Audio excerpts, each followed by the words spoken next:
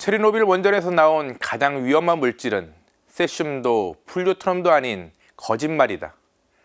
옛 소련 공산당 최고 소비에트 위원이었던 야로 신스카야는 소련이 철저히 감추었던 600쪽가량의 체르노빌 원전 사고 보고서를 소련이 붕괴한 후 입수합니다. 보고서에는 소련이 어떻게 우크라이나 체르노빌 원전 사고에 관한 진실을 조작하고 감추었는지 적혀져 있었습니다.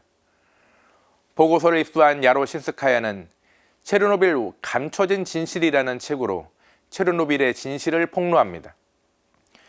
야로 신스카야에 따르면 체르노빌 사고 당시 소련 당국은 피해가 심각하다는 것을 알면서도 이를 철저히 감춥니다.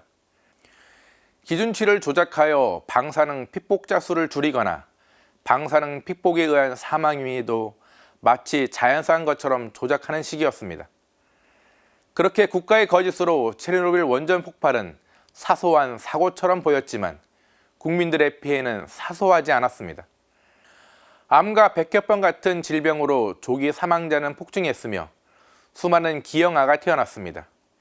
크게 아파하고 죽어갔습니다.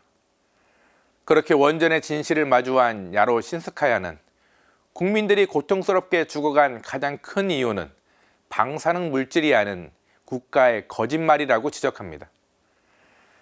일본 후쿠시마 원전 오염수 방류가 초읽기에 들어갔습니다.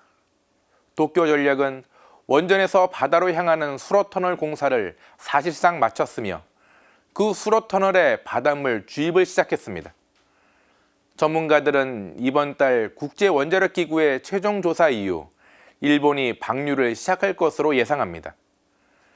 현재 탱크에 저장된 오염수는 133만 톤인데 방류를 시작하면 앞으로 28년 동안 오염수는 끊임없이 바다로 흘러 들어갑니다. 일본의 오염수의 방류를 앞두고 우리는 야로 신스카야의 지적을 소환합니다. 바로 국가의 거짓말입니다. 아베 총리는 거짓말을 하고 있다. 전 아베 총리의 정치적 스승이라고 불리는 고이즈미 주니치로 전 일본 총리는 2020년 아사히 신문과의 인터뷰에서 아베 총리가 거짓말하고 있다고 말했습니다. 원전의 오염수가 완전히 통제되고 있다는 당시 총리였던 아베의 말은 거짓이라고 비판했습니다. 일본이 올림픽을 유치하기 위해 거짓말을 했다는 것입니다. 총리 시절 고이즈미 총리의 자신도 원전을 추진했던 원전 찬성론자였지만 원전에 관한 진실을 알고 난 후 지금은 탈핵 운동가가 되었다고 고백합니다. 고이즈미 총리를 비롯한 수많은 일본인들의 양심 선언이 이어졌지만 후쿠시마 원전에 관한 진실을 우리는 온전히 알지 못합니다. 지난 7일 일본 대사관 앞에서 천주교의 수녀님과 불교의 스님이 만났습니다. 일본의 오염수 방류를 규탄하기 위해 스님들은 일본 대사관을 찾았고 위안부 문제의 공식 사죄를 촉구하기 위해 수녀님들은 일본 대사관을 찾았습니다.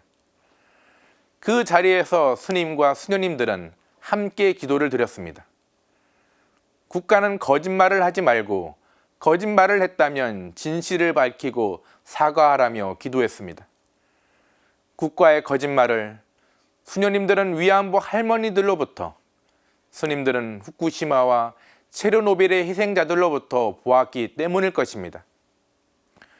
오늘 사제의 눈 제목은 후쿠시마의 진실과 체르노빌의 거짓말입니다.